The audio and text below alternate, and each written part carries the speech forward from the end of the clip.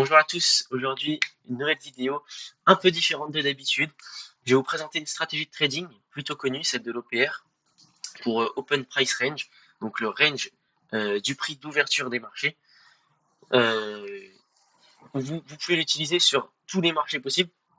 Ici, je vous ai préparé un petit backtest, etc. pour vous montrer comment on peut utiliser ça. Il y a beaucoup de manières de l'utiliser euh, et on va voir cela. Donc, en gros, d'après les traders, etc. Lorsque le marché ouvre, il choisit une direction pour toute la session. Donc, le marché américain ouvre à 15h30. 15h30. Et il doit choisir sa direction hausse ou baisse. Forcément, hein, il va pas... Ou alors range, hein, parfois, mais bon, voilà. Souvent, non. Au bout d'un moment, il va bien forcément aller en haut ou en bas. Et donc, s'il va vers le haut, la théorie dit que toute la session devrait aller vers le haut, devrait être haussière, et inversement pour la baisse.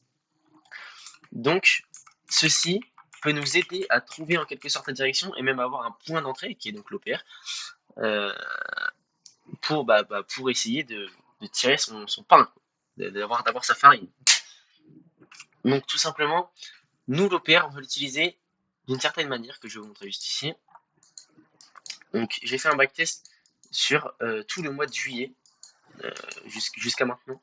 Donc du 1er juillet 2024 jusqu'au 24 du coup, vu que l'OPR n'est pas encore sorti aujourd'hui le 25. Donc c'est très simple.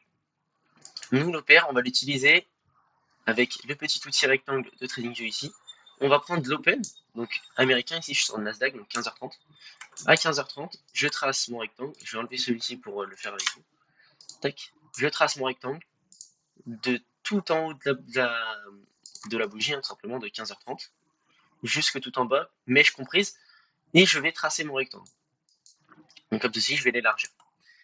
Et bon, là, il y a beaucoup de manières, hein. Déjà là, à partir de maintenant, il y a beaucoup de manières pour exploiter ceci. Sachez que moi, j'utilise l'OPR en 15 minutes ici, mais il y a des gens qui l'utilisent en 1 heure. Donc vous pouvez faire exactement la même chose, hein, le rectangle en 1 heure, le rectangle en 45 minutes, en 35 minutes, tout ce que vous voulez. Et trade, en gros, quand on sort de votre range, peu importe l'UT. Voilà. Ici, moi, j'utilise 15 minutes. C'est le plus connu, hein, je vous présente quelque chose, donc je prends quelque chose de minimum connu. Et donc, une fois mon OPR tracé en 15 minutes, je vais aller en 5 minutes. Hop. Là, il va falloir aller un peu loin, parce que j'étais jusqu'au 23. Hop, hop, hop, hop, hop. Tac, tac, tac. 5, 4, 3, 2, 1. Voilà, nickel. Je vais en 5 minutes.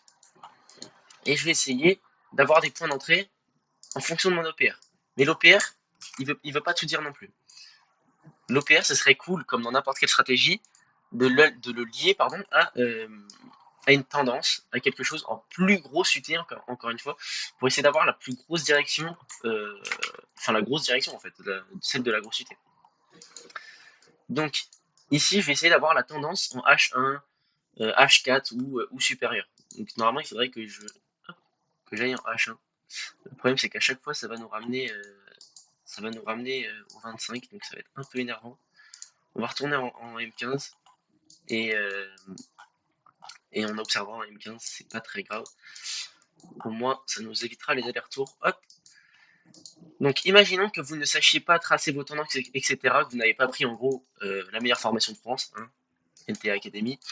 Eh bien, vous pouvez utiliser des moyennes mobiles qui ont beaucoup d'utilité. D'ailleurs, on va le voir dans la prochaine vidéo.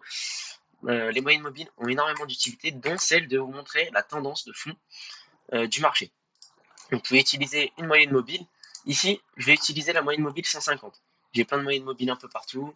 Je vais en enlever une qui ne servira à rien pour le coup à nous. Hop, voilà, nickel. Tac. Ici, la moyenne rouge, c'est la moyenne mobile 150 simple. Et la moyenne bleue, c'est la moyenne mobile simple 20. Donc, pour ceux qui ne savent pas, des 20 dernières bougies et des 150 dernières bougies. Je vais utiliser la moyenne mobile 150 pour déterminer la tendance de fond et donc essayer de prendre dans cette tendance grâce à mon OPR. Donc ici, la moyenne mobile 150 est au-dessus de mon OPR que je viens de tracer, donc je devrais prendre à la vente et uniquement à la vente.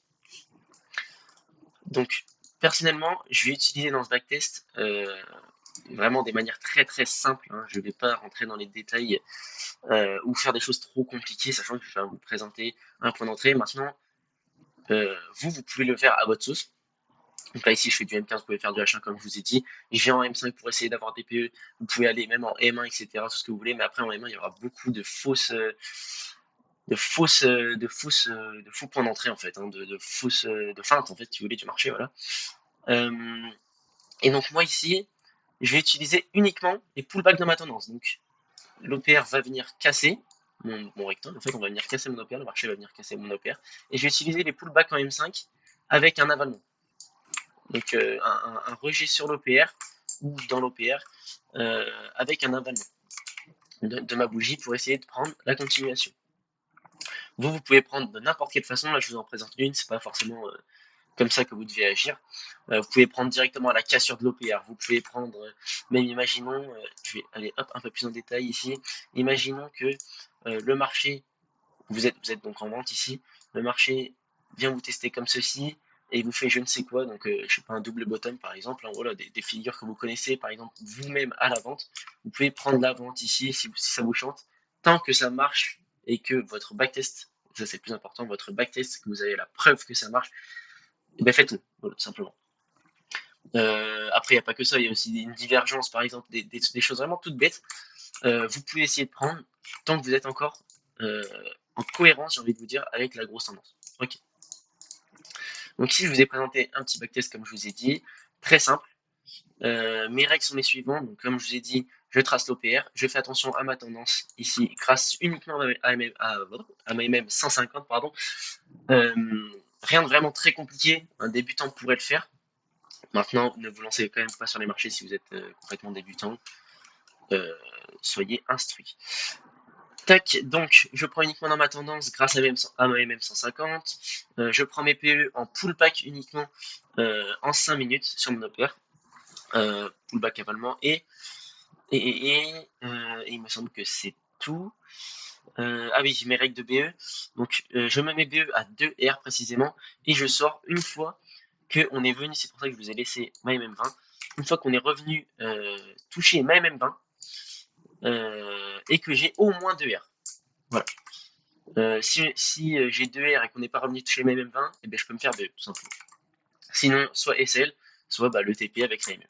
Voilà, donc ici, j'utilise une MM pour aller chercher mes TP. Vous pouvez faire ce que vous voulez. Si ça vous chante, vous le faites. Si ça vous chante pas, vous le faites pas. Testez vous-même. Voilà, c'est le plus important. Tac, tac, tac. Donc c'est parti. Hop, on va voir directement le 1er juillet. Je n'ai pas encore fait mon sheet ici pour le faire avec vous et pour vous montrer un petit peu comment on peut remplir un sheet. Donc c'est parti. Le lundi 1er, donc ouais, hop, ma bougie de 15h30. J'ai tracé le rectangle du plus haut au plus bas. Tac, je vais en M5. Et ici, on peut voir donc que je suis baissier, hein, je suis en dessous de ma M150. Hop, je vais aller chercher un pullback. Donc ici, j'aurais pu avoir ce pullback. Ici. Mais je pense que vous vous dites bien qu'il y a peut-être un problème. Ça aussi, je ne voulais pas préciser, mais c'est un petit peu de la jugeote. Ici, quand les marchés vous donnent des gros PE comme ça, surtout aux Open, c'est surtout que l'Open est un peu indécis, j'ai envie de vous dire. Et surtout, ça sert à rien. Regardez, là, carrément, le PE, c'est même plus un PE 15 minutes, c'est vraiment énorme. Alors que de base, on est censé rentrer en 5 minutes. Regardez, le marché, pour aller à 2R et pour que juste je sois BE, il doit perdre 1%. C'est vraiment énorme. Donc ici, j'ai pas pris ce pullback pour des raisons évidentes. Et voilà, donc ici à la vente, il n'y avait plus rien du tout. Enfin, il y avait rien du tout, aucun signal. Donc c'est tout. Le premier, on n'a rien du tout. Ce qui est pas mal aussi avec l'OPR, c'est que c'est un peu que vous aurez quasiment tous les jours, hein, quand même. Après, ça dépend aussi de ce que vous faites. Mais ouais, vous pourrez en avoir un quasiment tous les jours. Si, à part si vous faites le pullback, ça va vous éviter de prendre des SL bêtes, mais ça va aussi vous éviter si le marché part d'un seul coup. Parce que généralement, un range, quand le marché range, il va venir casser n'importe quel côté, mais très fort. Et donc, vous pouvez ne pas avoir pullback, hein, tout simplement. Il peut venir casser comme ça, et moi j'attends mon pullback, et j'attends, et au final il vient fort. Et vous aurez rien. Bon, c'est tout. Ça, c'est un choix de stratégie. que vous pouvez adopter ou non. On va directement passer au 2 juillet. Tac, juste ici, j'ai tracé comme d'habitude mon OPR à 15h30. Tac, tac, tac, juste ici, hop. Voilà. Et donc là, moi j'attends qu'on vienne clôturer au-dessus de mon OPR, qu'on vienne un petit peu au-dessus et qu'on revienne. Donc ici, on n'a pas clôturé au-dessus. Ici, hop, on clôture au-dessus, ok. Tac, tac, tac, tac, tac. Ici, on vient pas toucher, c'est pas grave. J'attends vraiment qu'on vienne rechercher mon OPR en tant que résistance. Ici, on vient le rechercher. Et je vais prendre cet avalement-là, plutôt agressif, un PE très petit. Encore une fois, après là, c'est concernant ma stratégie. Hein, sinon, vous pouvez le mettre un peu plus bas. Vous pouvez même le prendre tout en bas de l'OPR. Mais bon, après, vous aurez un petit RR. Mais si ça vous chante, vous le faites, pardon. Donc ici, j'ai pris ce petit pullback-là, très petit. Et je suis sorti, hop, juste ici, quand on est revenu taper ma MM20, donc ici à la clôture verte, juste ici, hop. Et donc je suis sorti avec 4,85 de RR, donc je vais mettre 4,5. Je vais être un peu pessimiste sur mon backtest, c'est toujours mieux pour pas avoir de mauvaise surprise. Tac. On va tout de suite au 3, donc vous voyez c'est plutôt simple, hein. Franchement tirer un backtest là-dessus. Là je vous ai fait que le mois de juillet, mais franchement je vous l'ai fait très rapidement. Surtout qu'après, vous pouvez, si vous êtes fort en codage, en programmation, tout ça, vous pouvez faire des bots qui tracent le rectangle pour vous, en fait, tout simplement. Vous n'aurez même plus à le tracer. Et après, ça va très, très, très, très, très vite, hein, franchement, à faire un backtest, etc. Et ce qui est pas mal également avec l'OPR, c'est que c'est un peu, vous venez tout simplement à l'open, vous tracez votre rectangle. Si vous avez des choses à faire, etc., ou que le trading n'est pas votre métier, vous pouvez mettre 2 alertes, hop, et une fois que vos 2 alertes sont touchées, vous guettez un peu les marchés, vous regardez si vous avez votre PE qui arrive, et puis voilà. Plutôt que de rester, parce que c'est pas tout le monde qui peut rester sur les marchés, sur son PC, etc., toute la journée. Donc c'est ça qui est plutôt pas mal avec l'OPR. Maintenant, on va directement au 3, j'ai tracé mon OPR, hop. Là, on est venu clôturer au-dessus, ok. Tac, tac, tac, tac, tac. Et ici, on vient avaler sur mon OPR. J'ai pris et je sors à 2,7 R. Je vais mettre 2,5 ici une fois qu'on touche ma MM20. Donc je pense que vous commencez à comprendre le principe. On va essayer d'aller un peu plus vite. Donc directement pour voir ici, vendredi 4 juillet, c'était fermé, hein, c'était férié. Donc c'est pour ça que le marché s'est endormi et l'OPR ne sert à rien. Littéralement, il n'y a même pas d'open. Le vendredi 5, j'ai tracé mon OPR juste ici. Tac, j'ai tracé mon OPR et ici, voilà, on vient clôturer au-dessus, mais j'ai aucun pullback, j'ai aucun avalement. Enfin, j'ai un pullback, mais j'ai pas d'avalement, ce qui est dommage. Mais bon, c'est dans ma stratégie, donc c'est tout. C'est tout. Le marché est parti sans moi. Je l'accepte. Maintenant, le lundi 8, hop. Lundi 8, encore une fois, je suis haussier. Je fais que d'être haussier actuellement. Toujours même 150 en dessous. J'ai tracé mon OPR. On n'est pas venu clôturer en dessous, ce qui est pas mal. En vrai, si on vient clôturer en dessous, ça voudrait dire du coup que le marché serait baissier pour la session. Et si on n'est pas venu clôturer en dessous, on voit que l'OPR marche plutôt bien. On vient tester en fait le bas de l'OPR avec une résistance. Hop, on revient, on clôture au-dessus, ici avalement. Hop, je prends un pullback, je me fais malheureusement SL. Hop, on rentre directement dans mon sheets. Et tant pis, hop. Ensuite, on passe à mardi 9, pardon. On est tac, toujours haussier, comme on peut le voir.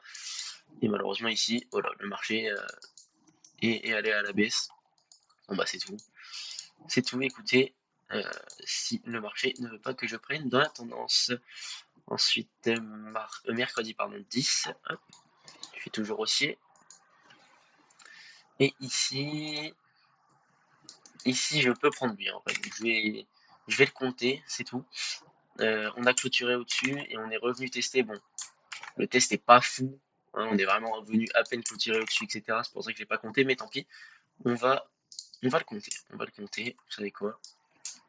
Mieux vaut avoir des mauvaises surprises, des bonnes surprises en voyant qu'on est un peu plus rentable en réel plutôt que moins et qu'on s'est fait des idées. Tac, je vais compter ASL, c'est tout.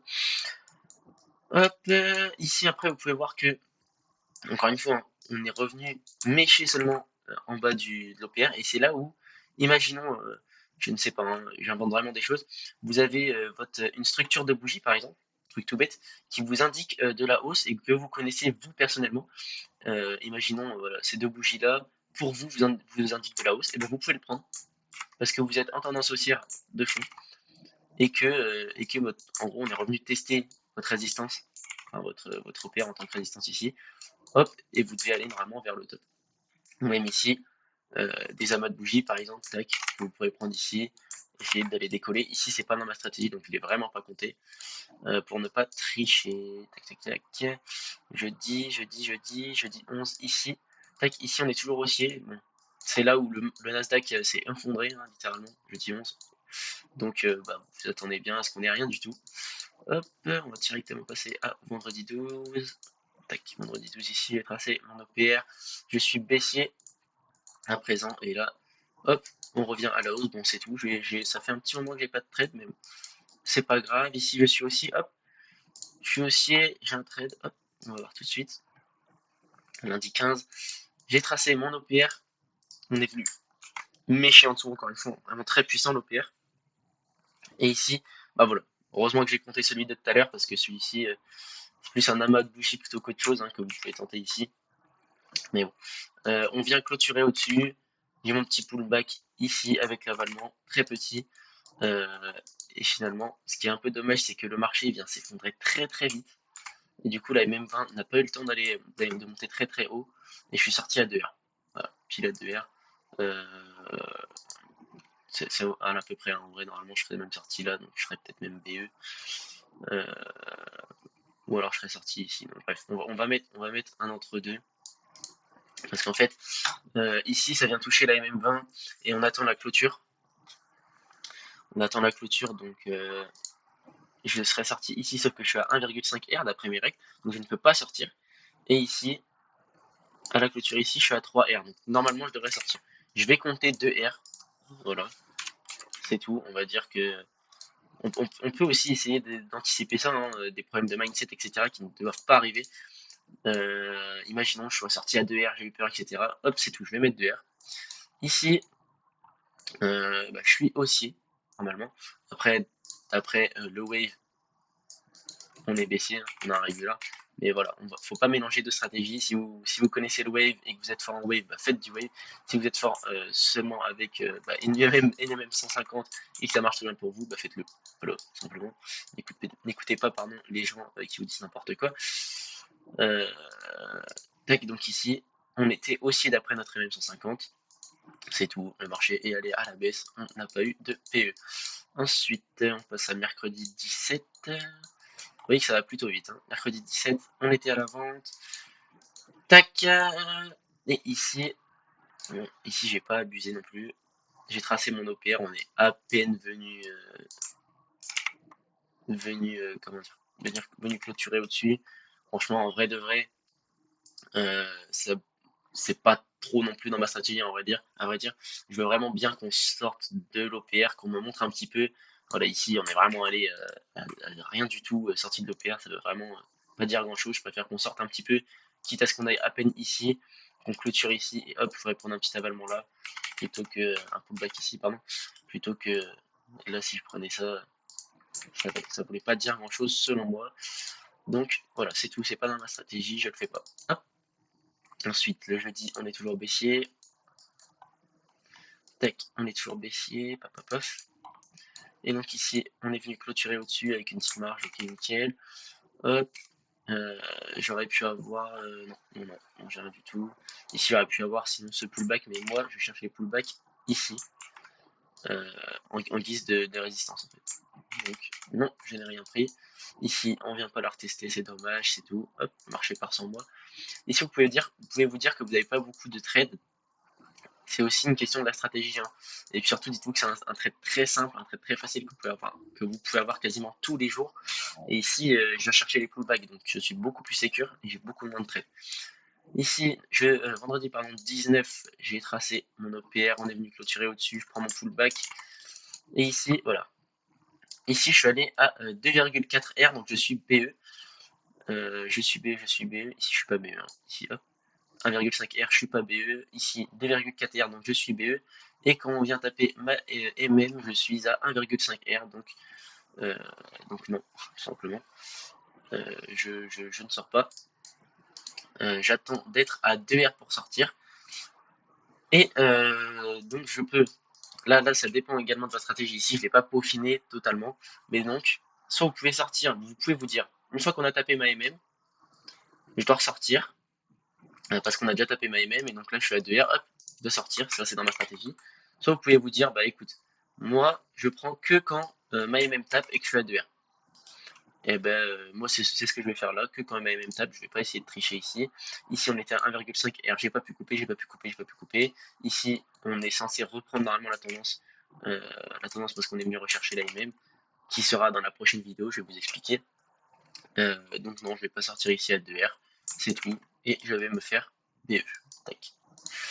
Hop hop hop. Ensuite ici, lundi 22, pardon, on est haussier d'après la MM 150.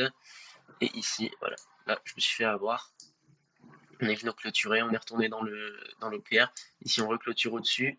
Petit pullback pour normalement de l'achat. Ici je me fais avoir bien net. Directement, hop, paf, et c'est direct. Et donc, j'ai oublié de mettre le BE avant, pardon. BE, SL. J'ai peut-être oublié des trucs dans le sheet. J'y ai plus pensé du tout. Tac, tac, tac. On va vite faire regarder. 2R. 2R et avant c'est 2SL. Tac, tac, tac. Ici, c'est un SL. Et celui d'avant. Celui d'avant, il est plutôt petit. Tac, tac, ça c'est une BE. Excusez-moi. Je vais quand même regarder. C'est toujours important de faire une bonne data. Même si c'est juste quelque chose en tant qu'expérience. Ok, ouais. Le 2R, je vais prendre. Ok, c'est bon. Nickel, j'ai bien tout noté. Tac. Maintenant, on passe à ce qui me semble est la dernière journée. Si je suis pas fou, hop. Voilà, nickel. Mardi 23, on est haussier d'après la MM 150. Et je vais me faire avoir encore une fois. Net. Clac. Carreau, je me fais avoir net. Un SL. Et il me semble qu'il y a rien. Ah si, vendredi 24, mais on n'a pas de PE. Je vais vous montrer quand même. Mercredi, pardon, 24, voilà, on n'a pas de PE. C'est dommage. Il vient pas clôturer au-dessus, on vient pas rechercher. C'est dommage. Mais c'est comme ça, ok. Donc une fois que j'ai fait ma data ici, très courte, hein, data vraiment qui ne suffira sûrement pas. Ici j'ai 9 R et j'ai 4 SL et j'ai un BE. Donc ici j'ai 5 R. Enfin moi personnellement je fonctionne en 0,5% de mon compte par trade. Donc ici ça ferait 2,5%. Le tout en traçant quelques petits rectangles et en attendant des pullbacks, ce qui est quand même plutôt pas mal.